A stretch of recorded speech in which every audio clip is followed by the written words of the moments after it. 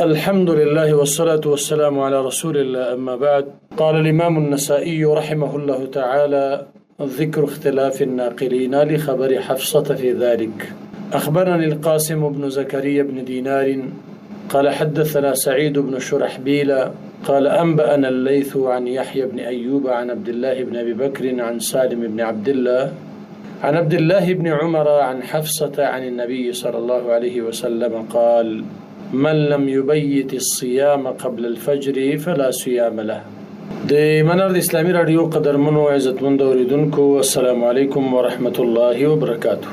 قدرمنو عزتمندو اوریدونکو، د اسلام د سپیڅلي لار د خبرونې د لاندې تاسو د سنن نسائی د احادیثو د معتبر کتاب نه احادیث اورئ او کتاب الصيام شروع. په کتاب الصيام کې د روزي بارکی د نیت خبره وا، النیت فی الصيام. نو نبی علیہ الصلوۃ والسلام با چې کله نفلی روزه نیوله نو هغه د پاره د شپې نه نیت ته ضرورت نشته. احادیثونه د معلومیږي ځکه بیبي وایي چې نبی علیہ السلام براغه پښتنه به وکړه چې هل عندکم من طعام، تاسو سره طعام د خوراک څه شته ده؟ نو بیبي عائشه وایي ما بورتلنا و اذا نصوم زروجه نسم استبه نبی علیہ الصلوۃ والسلام روزه شو. بل ځل بچ راغه نو ما بورتل چې د الله رسول مونږ ته خوچا حلوا هدیه کړی دا، هغه ول بس ما تو مې نن ورځ دا حلوا را واخله چې وی خورو. په همدې ارتباط باندې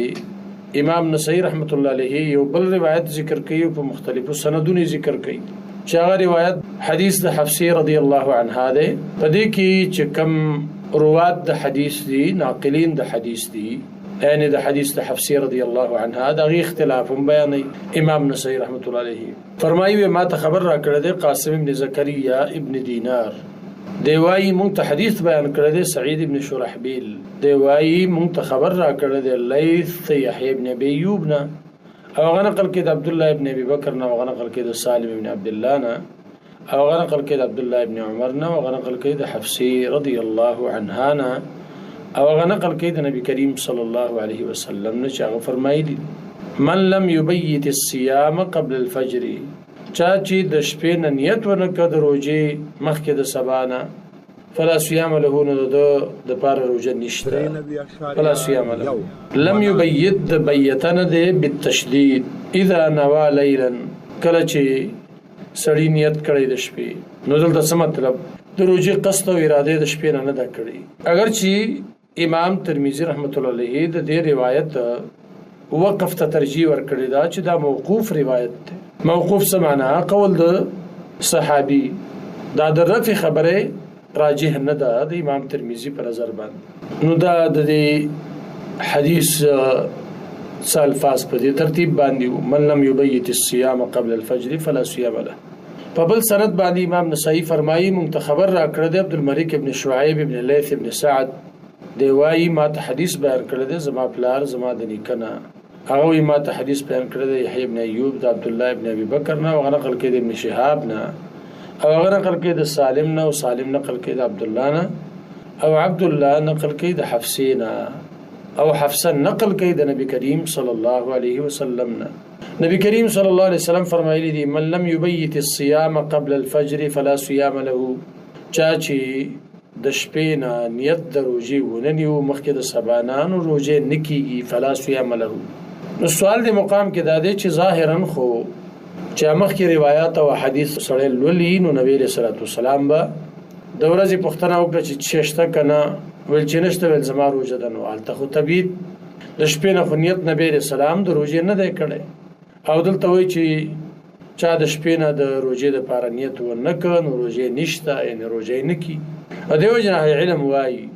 هغه مخکنی حدیث دا حمل دی په نفلی روزو باندې. د نفلی روزو د پاره نیت د شپې د خوانه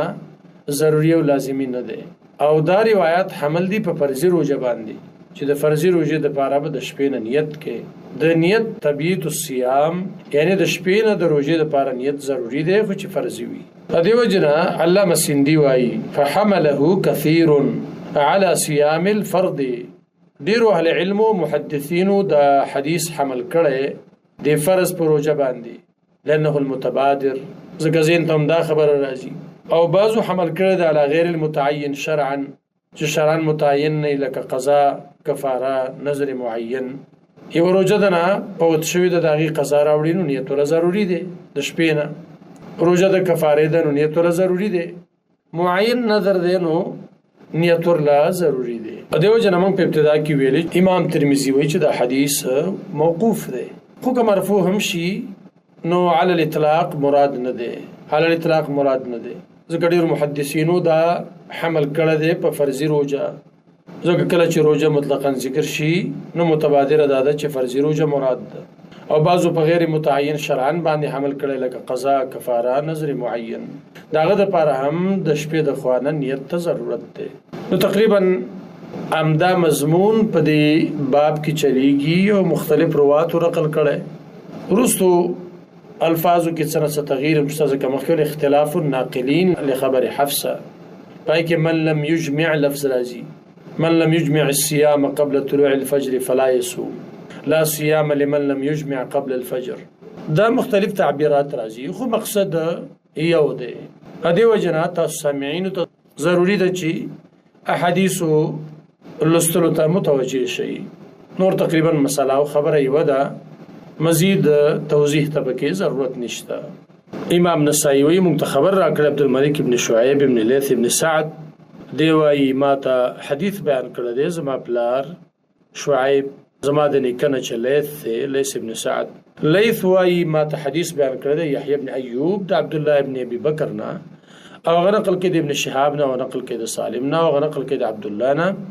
او عبدالله ابن عمر نقل کې د حفصه رضی الله عنها نه، او هغه نقل کې د نبی علیه الصلاة والسلام نه چې نبی علیه الصلاة والسلام فرمایلی دي من لم یبیت الصیام قبل الفجر، چا چې د سبا نه مخکې د روژې نیت د شپې نه نو کړی فلا صیام له، نو روژې نه کېږي. بل روایت کې امام نسائی وایي اخبرني محمد بن عبد الله بن عبد الحكم عن أشهب قال أخبرني يحيى بن أيوب وذكر آخر أن عبد الله ابن أبي بكر بن محمد بن عمرو بن حزم حدثهما عن ابن شهاب عن سالم بن عبد الله عن أبيه عن حفصة عن النبي صلى الله عليه وسلم. ابن شهاب زهري په دې ذکر نقل کړه د سالم بن عبد الله نه، او نقل کړه د خپل پلار عبد الله بن عمر نه، او نقل کړه د حفصه رضی الله عنها نه، او نقل کړه د نبی کریم صلی الله علیه وسلم. روایت الاخان الاخت ورور روایت کوي د خور نه، عبد الله بن عمر د حفصه رضی الله عنها ورور دی، او حفصه د نبی علیه الصلاة والسلام د بیبیانو نه ده، من امهات المؤمنین. دا نقل کې د نبی علیه الصلاة والسلام نه چا فرمایلی دي من لم یجمع الصیام قبل طلوع الفجر، چا چې قص ونکړه د روژې، نیت یې ونکړه د روژې مخکې د راختو د سبا نه فلا یصوم، نو روژه دې نه نیسي. چې نیت دې کړی نه و نو روژه مه نیسه. اخبرنا احمد بن الازهر. بل روایت پیش کوي امام نسائی خبر راکړی موږ ته احمد ابن ازهر دی وایي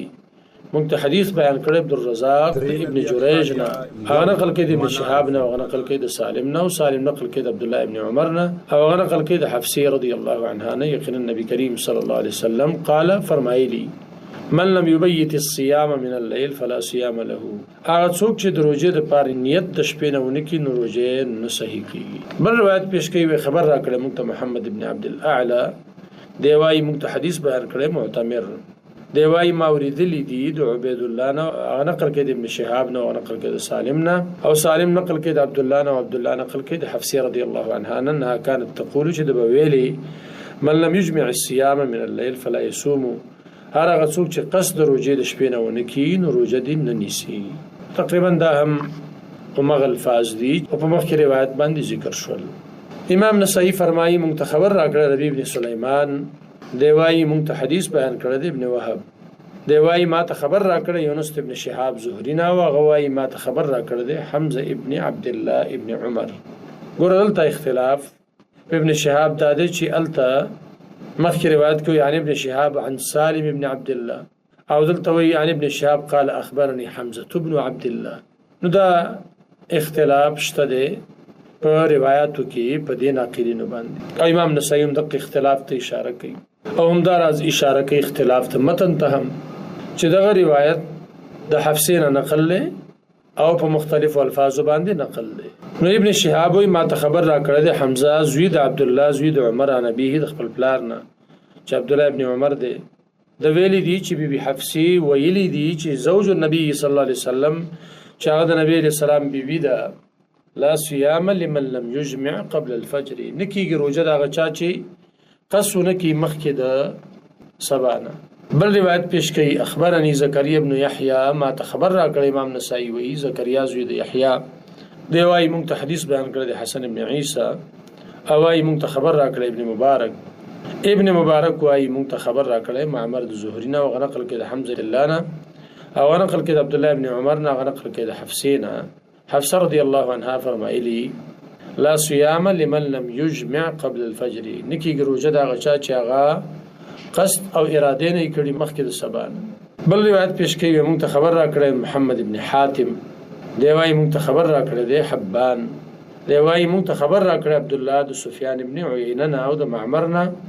چې دوی نقل کې د زهري نه هغه نقل کې د حمزه ابن عبد الله ابن عمر نه او د نقل کې عن ابيه د خپل پلار نه روایت الابناء عن الاباء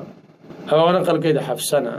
حفصي بي ویلي دي لا صيام لمن لم يجمع الصيام قبل الفجر. اخبرنا اسحاق بن ابراهيم قال انبانا سفيان عن الزهري عن حمزه بن عبد الله بن عمر عن حفصه قالت لا صيام لمن لم يجمع الصيام قبل الفجر. اخبرنا احمد بن حرب قال حدثنا سفيان عن الزهري عن حمزه بن عبد الله عن حفصه قالت لا صيام لمن لم يجمع الصيام قبل الفجر. ارسله مالك بن انس ده حديث مالك بن انس مرسل ذکر کړی. قال الحارث بن مسكين قراءة عليه وانا اسمع امام نسائی ویل دي حارث زوی د مسكين قراءة عليه چې دا حدیث لوستل شو پاغه وانا اسمع عن ابن القاسم او ما دا حدیث اوریده د ابن قاسم نه. حارث ابن مسكين محدث دی او ابن قاسم قاری دی د حدیث للی پوستاز او امام نسائی آغا د دې مجلس مشارک دی طالب علم دی په دې مجلس کې ناس دی. قال ابن قاسم ویلی دی حدثني مالک ما ته حدیث بیان کړی دی مالک عن ابن شهاب ابن شهاب نه غنقل کې د عائشه نه غنقل کې د حفصه نه مثله دق شان لا يصوم الا من اجمع الصيام قبل الفجر روزه نه نسی مگر هغه څوک چې هغه قص کړی د روزې مخکې د سبا وګورئ امام مالک رحمت الله علیه د حدیث پر رواتو کې دی هغه یا عائشه او حفصه مثله ناغه دا روایت په شکل د ارسال ذکر کړي. اخبرنا محمد بن عبد الاعلى امام نسائی وی مونږ ته خبر را کړی دی محمد زوی د عبد الاعلى دی وايي مونږ ته حدیث بیان کړی معتمر ویلی دی مورد عبید الله نه چې غنقل کې د نافع او نقل کې د ابن عمر نه. عبد الله ابن عمر زنه فرمایي اذا لم يجمع الرجل الصوم من الليل فلا يصوم کله چې سړي د روزې قصد د شپې نه کړي نو روزه دې نه نشي فلا يصوم. قال الحارث بن مسكين قراءة عليه ویل دي حارث بن مسكين چې دا حدیث لوستل شپاغي وانا اسمع عن ابن القاسم ما ورید دا حدیث د ابن قاسم نه. ابن قاسم ویلی حدثني مالك عن نافع عن ابن عمر دا حدیث ما ته بیان کړی د مالک د نافع نه او نقل کړی ابن عمر نه چې دا ویل لا يصوم الا من اجمع الصيام قبل الفجر روزه دې نه نسی مگر هغه څوک چې قصد کړي د روزې مخکې د سبا نه. صوم نبی الله داود علیه السلام امام نسائی رحمت الله علیه د نیت د وضاحت نه چې آیا د روزې د پاره نیت د شپې نه ضروری دی کنه دی د دې خبرې د وضاحت نه رستو اوس د افضل روزې بیان کړي. په روزو کې افضل روزه د داود علیه السلام ده او داغه روزه په څه طریقه باندې واغدا د چې هغه به یو ورځ روزه او بل ورځ به بوزو.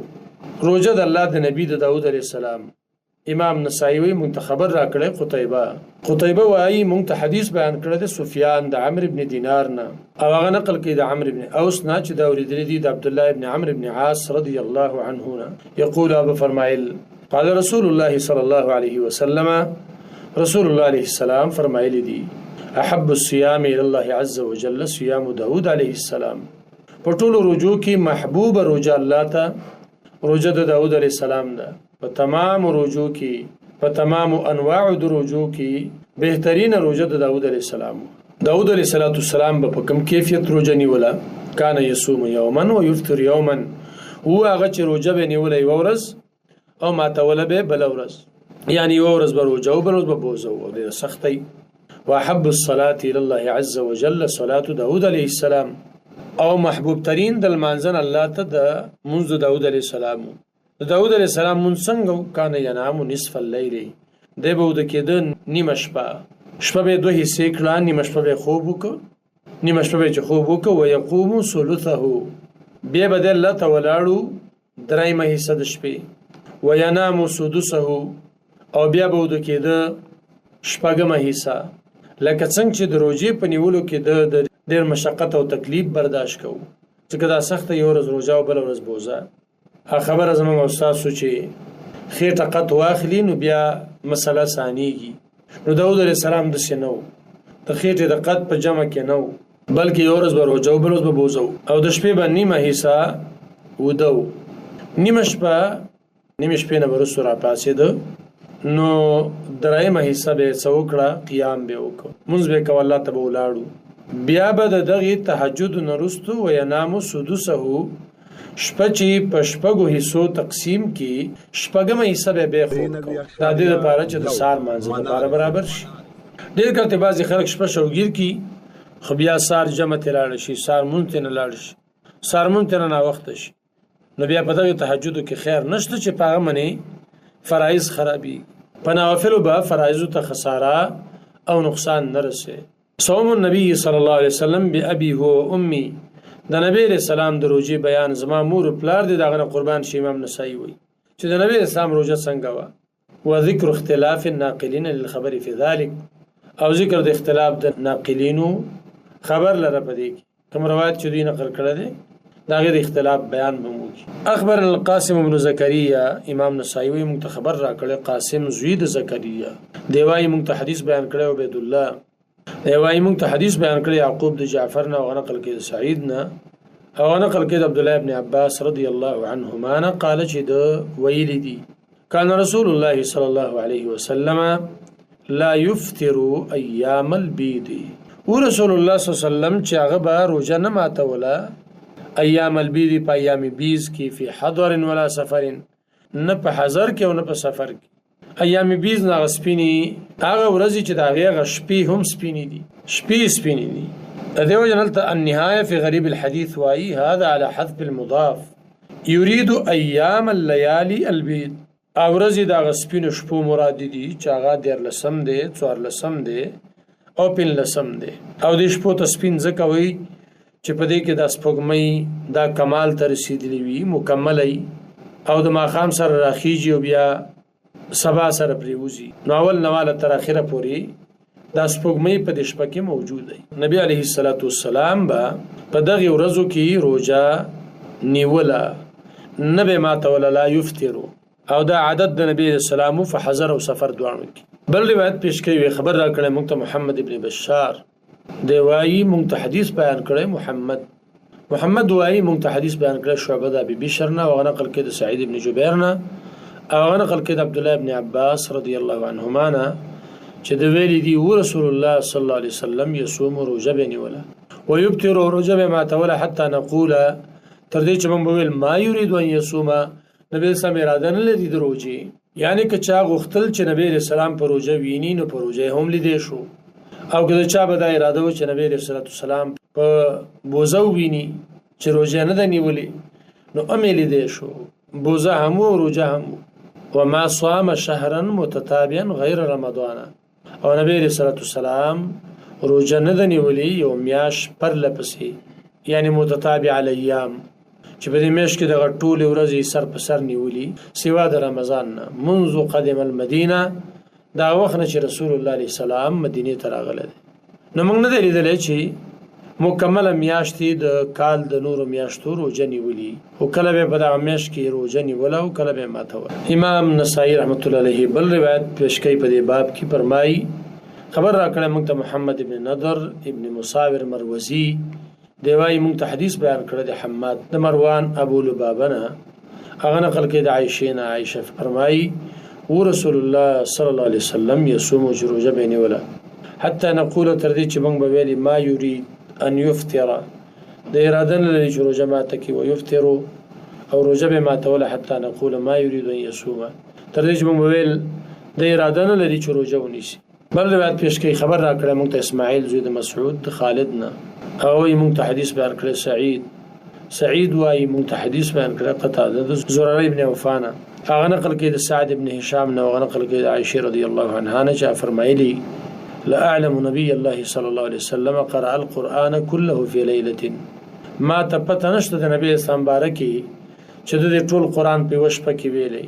ولا قام ليله حتى الصباح او ما ته پته نشته چې د دې ودرېدلې ټول شپه تر سبا پوري ولا صام شهرا قط او ما ته پته نشته چې نبی رسول الله سلام به روزه نیولي بالکل کاملا شهرا قط کاملا پوره میاش غیر د رمضان. امام نسائی بل روایت پیش کوي فرمایي خبر را کړه موږ ته قتيبه وايي موږ ته حدیث بیان کړ د حماد ایوب نه هغه نقل کوي د عبد الله ابن شقیق نه هغه وايي ما پوښتنه وکړه د عائشه رضی الله عنها نه د نبی اسلام د روزي بارکی ناغه ویل چې و نبی اسلام چې به روزه نیوله تر دې چې موږ به ویلې قد صام یقینا روزه ونیوله او یفطر او نبی صلی الله علیه وسلم به روزه ماتوله حتی نقول قد افطر تر دې چې موږ به ویل چې نبی اسلام روزه نور مات کړه. وما صام رسول الله صلى الله عليه وسلم شهرا كاملا منذ قدم المدينه الا رمضان او روزه نه نیولې رسول الله صلی الله علیه وسلم پوره میاش دا وخت چې مدینه ته راغله د سیوا د رمضان. امام نسائی بل روایت پیش کوي خبر را کړه موږ ته ربیع بن سليمان دیوای موږ ته حدیث بیان کړه ابن وهب دیوای موږ ته حدیث بیان کړه معاویه ابن صالح چې عبد الله ابن ابي قيس دته حدیث بیان کړل چې دا ورېدل د عائشه رضی الله عنها نه چې د بویلی کان حب الشهور الى رسول الله صلی الله علیه وسلم يصومه شعبان محبوب ترین د میاشتو نه رسول الله علیه السلام ته هغه دا و چې روزه بین ولد شعبان میاشوا بل کان يصله برمضان بلکې دا به وصل کوله د رمضان سره. د کال په نورو میاشتو کې نبی کریم صلی الله علیه وسلم دومره زیات روزي په بل میاشت کې نه دی نیولي کوم چې شعبان کې نیولي. بل روایت امام نسائی پیش کوي موږ ته خبر راغله ربیع بن سليمان ابن داود دی وايي موږ ته حدیث بیان کړی عمرو ابن حارث او عمرو ابن حارث وذكر آخر قبلهما وديو بل راوي ذکر کړ د دوه مخ کې ان ابو النضر حدثهم ابو النضر دوی ته حدیث بیان کړی د ابو سلمہ او روایت کوي د عائشه رضی الله عنها چې عائشه رضی الله عنها فرمایلی ورسول الله صلى الله عليه وسلم يصوم روزه بيني ولا حتى نقول تردي جمع ويلي ما يفطر بخير وجماعتين ويفطر نبي اسلام روجه ولا حتى نقول ترويلي ما يصوم نبي الاسلام روجه وما رايت رسول الله صلى الله عليه وسلم في شهر اكثر صياما منه في شعبان ما ندل دل رسول الله عليه الصلاه والسلام په یو میاشت کې هم چې زیات روجي نیولي منه د میاشتنا په شعبان کې یعنی نور میاشتو کې عائشه بیبي وایي ما نبی اسلام نه لیدل چې زیات روجي نیولي خو شعبان کې زیات نیولي شعبان کې زیات نیولي. بل روایت پیش کوي فرمایي مونږ ته خبر را کړی محمود ابن غیلان دی وايي مونږ ته حدیث بیان کړی ابو داود وايي مونږ ته خبر را کړی شعبه د منصور وايي ما اوریدل د سالم ابن ابي الجعد نه چې هغه نقل کړي د ابو سلمہ او هغه نقل کړي د ام سلمہ رضی الله عنها یقینا رسول الله صلی الله علیه وسلم کان لا يصوم شهرين متتابعين الا شعبان ورمضان ورسول الله صلی الله علیه وسلم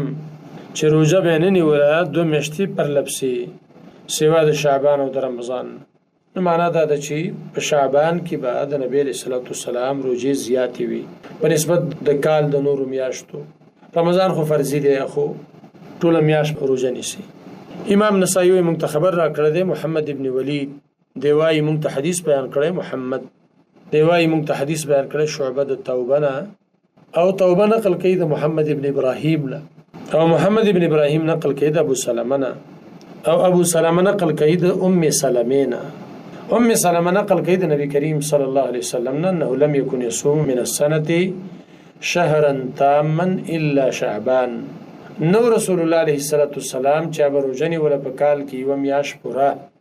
سوا د شعبان نه ويصل به رمضان او دا شعبان به بیا رمضان سره په وسکو یو ځکاو به وسره. اخبرنا عبد الله بن سعد بن ابراهيم قال حدثنا عمي قال حدثنا ابي عن ابن اسحاق قال حدثني محمد بن ابراهيم عن أبي سلمة عن عائشة قالت لم يكن رسول الله صلى الله عليه وسلم لشهر أكثر صياما منه لشعبان كان يصومه أو عامته. عائشة بی وایي نو رسول الله علیه الصلاة والسلام د هیڅ یو میاشتې لره زیات روژه نیونکی شعبان لره کان یصومه او عامته و نبی اسلام چې دا شعبان ټوله روژه به نیوله او یا به اکثره نیوله. عامته نه مراد اکثریت ایام د شعبان مراد. بل روایت کې امام نسائی فرمایي ما ته خبر را کړی دی عمرو ابن هشام او دی وایي مونږ ته حدیث بیان کړی دی محمد ابن سلمہ. محمد ابن سلمہ نقل کړي ابن اسحاق نه او نقل کړي ابن سعید نه او نقل کړي ابو سلمہ نقل کړي عائشہ رضی الله عنها نه چې د فرمایلی دي کان رسول الله صلی الله علیه وسلم يصوم شعبان الا قليلا. ورسول الله صلی الله علیه وسلم چې هغه بعد شعبان روزه نیوله الا قليلا سوا د لږ ورځو. په شعبان کې لږ ورځې نه دی روزه شوه او نور نبی رسول الله والسلام شعبان اکثریت روزه نیولي. امام نسائی وی مونږ ته خبر را کړی دی عمرو ابن عثمان دی وایي مونږ ته حدیث بیان کړی بقیه دی وایي مونږ ته حدیث بیان کړی بحیر د خالد ابن معدان نه او هغه نقل کړی د جبیر ابن نفیر نه چې عائشہ رضی الله عنها فرمایلی دي یقینا رسول الله صلی الله علیه وسلم کان یصوم شعبان كله. یقینا رسول الله صلی الله علیه وسلم با ټول شعبان روزه نیوله. شعبان كله د کل مرادم اکثریت مراد دی. امام نسائی وی مونږ ته خبر را کړی د عمرو ابن علي د عبدالرحمن نه دی وایي مونږ ته حدیث بیان کړی ثابت ابن قیس ابو الغصن شیخ من اهل المدینه. ثابت ابن قیس څوک دی؟ دا شیخ دی د مدینې د اوسیدونکو نه، شیخ الحدیث دی، د حدیث ماهر او من روات الحدیث دی. قال دی وایي حدثني ابو سعید المقبوري ما ته حدیث بیان کړی د ابو سعید مقبوري دی وایي ما ته حدیث بیان کړی د اسامه ابن زید رضی الله عنه چې د ویلی ما ویل یا رسول الله اې د الله پیغمبره لم ارک تصوم شهرا من الشهور ما تصوم من شعبان. مونږ نه دی لیدلی تعالی را چې تا د روژه نیولي یوه میاشتونه ما تصوم من شعبان هغه چې ته روژه نیسي په شعبان کې. یعنی نورو میاشتو کې مونږ دومره نه لیدلی چې ته د زیاتې روژې ونیسي په شعبان کې یا رسول الله ته زیاتې نیسي. دا ولې؟ نو نبی علیہ الصلوۃ والسلام د دې عمل حکمت ورته بیانوي ورته وایي ذلک شهر دا یوه میاشته یغفل الناس عنه بین رجب و رمضان چې خلق د دینه غافل کیږي د رجب او رمضان په مابین کې. وهو شهر ترفع فيه الاعمال الى رب العالمین او دا هغه میاشته چې په دې کې اعمال اوچتول شي رب العالمین ته. فاحب نزد خوخه غنم ان يرفع عملي وانا صائم چې زما عمل د الله ته اوچت کړی شي په داسې حال کې چې زه د روژه. امام نسائی فرمایي مونږ ته خبر را کړی عمرو ابن علي د عبدالرحمن نه. ابو سعید مقبوري وایي چې ما ته حدیث بیان کړی دی اسامه ابن زید د ویلي دي چې ما وویل ای د الله رسوله انک تصوم حتی لا تکاد تفطر ته روژه نیسي ته روژه ماته تر دې چې قابونه د ته روژه ونیسي الا یومین مگر 2 ورځې ان دخل فی صیامک که چې ته داخلي شي دغه دوه ستا په روژه کې و الا صمتهما مگر ما به دا دوانه نیولي. قال ای یومین اورته لا کم 2 ورځې دي ای یومین کم 2 ورځې دي قلت موت اليوم الاثنين ويوم الخميس یو د شنبه ورځ دا او بل د پنځشنبه ورځ. قال نبی صلی الله علیه وسلم فرمایل ذانک یومان تعرض فیهما الاعمال علی رب العالمین دغه تاتویم 2 ورځې دي چې دا عرض کول شي چې په دې کې اعمال عرض کول شي په رب العالمین. فاحب ان يعرض عملي وانا صائم زم دا خو غنم چې زما عمل دی الله ته پیش کړی شي په داسې حال کې چې د روژه یم. امام نسائی فرمایي مونږ ته خبر را کړ احمد ابن سلیمان دی وایي مونږ ته حدیث بیان کړ زید ابن حباب دی وایي ما ته خبر را کړ ثابت ابن قیس غفاری او ما ته حدیث بیان کړ ابو سعید مقبوري د ویلي دي چې ما ته حدیث بیان کړ ابو هريره د اسامه ابن زید نه چې یقینا رسول الله صلی الله علیه وسلم کان یسرد الصوم هغه به مسلسل روزه نیوله فیقال نو ویل بشو لا یفطر نبی علیہ الصلوۃ والسلام دومره دوامدار روزه نیسی چې نه ماتي لا یفطر نه ماتي ويفطر نبی علیہ الصلوۃ والسلام به روزه ماتوله فیقال چې بیا به ویل کېدل لا یصومون به سم روزه نیسی. یعنی نبی علیہ الصلوۃ والسلام که چا غختل چې په روزه ویني نو تلیدانو شو او که ستا به دا اراده چې په روژه یې نم لیدلی دی شو. امام نسائی وی مونږ ته خبر را کړی دی عمرو بن عثمان د بقیه نه، هغه وایي مونږ ته حدیث بیان کړی دی بحیر د خالد ابن معدان نه، هغه نقل کړی د جبیر بن نفیر نه چې عایشې بیبي رضی الله عنها فرمایلی دي یقینا رسول الله صلی الله علیه وسلم کان یتحرى صيام الاثنين والخميس. هغه قص کو کلک نیت او اراده به کوله د دوشنبه د روزي او د پنځشنبه د روزي. امام نسائی وی مونږ ته خبر را کړی عمرو ابن علي دیوای مونږ ته حدیث بیان کړی دی عبد الله ابن داوود دیوای ما ته خبر را کړی ثور د خالد ابن معدان نه، هغه نقل کوي د ربيعه الجرشي نه، هغه نقل کوي د عائشه نه چې رسول الله صلی الله علیه وسلم يتحرى يوم الاثنين والخميس، چا به قص کو اراده به کوله د دوشنبه ورځې د روزي او د پنځشنبه د ورځې د روزي. أخبرنا إسحاق بن إبراهيم قال أنبانا عبيد الله بن سعيد أموي قال حدثنا سفيان عن ثور عن خالد بن معدان عن عائشة قالت كان رسول الله صلى الله عليه وسلم يتحرى الاثنين والخميس.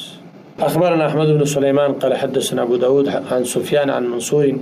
عن خالد بن سعد عن عائشة قالت كان رسول الله صلى الله عليه وسلم يتحرى يوم الاثنين والخميس. سند حدیث جداده و الفاظ مغنی او حاصل داده چې نبی رسول الله والسلام به د دوشنبه او د پنځشنبه روزه نیوله، د دې قصبه کو د دې بکلک اراده کوله. اخبرنا اسحاق بن ابراهيم بن حبيب بن الشهيد قال حدثنا يحيى بن يمان عن سفيان عن عاصم عن المسيب بن رافع عن سواء الخزاعي عن عائشة قالت كان النبي صلى الله عليه وسلم يصوم الاثنين والخميس. نبي الإسلام بروجاني ولد دوشنبه ود پنجشنبه. أخبرني أبو بكر بن علي قال حدثنا أبو نصر التمار قال حدثنا حماد بن سلمة عن عاصم عن سواء عن أم سلمة قالت كان رسول الله صلى الله عليه وسلم يصوم من كل شهر 3 أيام الاثنين والخميس من هذه الجمعة والاثنين من المقبلة. ورسول الله صلى الله عليه وسلم چې روزه به نیوله په هر میاشت کې 3 ورځې، دوشنبه او پنځشنبه د دې جمعې نه، یعنی د میاشتې د اولی جمعې نه، اول اثنين من المقبله او دوشنبه د راتلونکي جمعې نه. په اوله جمعه به دوشنبه او پنځشنبه دواړه نیوله، او روانه جمعه د میاشتې به وا دویمه جمعه نو هغه به صرف دوشنبه نیوله. اخبرني زكريا بن يحيى قال حدثنا اسحاق قال انبانا النضر قال انبانا حماد عن عاصم بن ابي النجود عن سواء عن حفصه قالت حفصه وایي رسول الله صلی الله علیه وسلم يصوم من كل شهر يوم الخميس ويوم الاثنين. د هر میاشتې نه نبی اسلام روزه نیوله د پنځشنبه د ورځې او د جمعې، ومن الجمعه الثانيه او د دویمې جمعې نه، یعنی په میاشت کې 4 جمعې دي، په اوله جمعه کې به دوشنبه او پنځشنبه دواړه نیولي، په دویمه جمعه به صرف د دوشنبه روزه نیوله. امام نسائی وی متخبر را کړی قاسم بن زکریا ابن دینار دی وای مونږ ته حدیث بیان کړی حسین د زائدنه او زائده نقل کړي د عاصم نه او نقل کړي د مصیب نقل کړي د حفصین چې هغه فرمایي رسول الله علیه الصلاه والسلام اذا اخذ مزجعه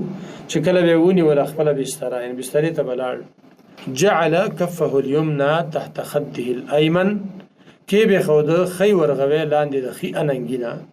وکانه يصوم الاثنين والخميس او هغه چې روزه بني ولد د دوشنبه او د پنځشنبه. نو قدرمن عزتمند اوریدونکو په نننی درس کې موضوع مسائل زده کړی او مسله ده چې د فرضي روزه د پاره د قضا روزه د پاره د کفاره او د نظر معین د پاره د شپې نه د نیت ضرورت ته چې د شپې نه به د روزه د پاره نیت کې د لپاره نیت ضروری دی. البته د نفلي روزه د پاره د شپې نه نیت ته اړتیا او ضرورت نشته، ځکه نبی رسول الله صلی الله کور ته راغی او څه به وو نو روزه بیننی ولا خوراک به کو چې سبنو ول زه روزه نیسم. همداراز بهترین روزه الله تګران روزه هغه د داوود علیه السلام روزه ده چې هغه به یو ورځ روزه کېده او بل ورځ به بوزه کېده. نبی رسول الله صلی الله هم دیار لسوار لسم پن لسم د هر میاشتې روزه نیولې د په سفر او حضر کې، او نبی رسول الله صلی الله د دوشنبه او د پنځشنبه د ورځې د روزو اهتمام هم کړی. دوشنبه نبی اسلام روزه شوی دی او پنځشنبه روزه شوی دی، او بعض روایتو کې د سیم رالل چې د میاشتې په اوله جمعه کې به دوشنبه او پنځشنبه نیوله او په دویمه جمعه کې به صرف د دوشنبه روزه نیوله. والله تعالی اعلم بالصواب. الله سبحانه وتعالی دې موږ تاسو ته د نبی رسول الله په حدیث باندې د عمل کولو توفیق راکړي. 93 یو څپه.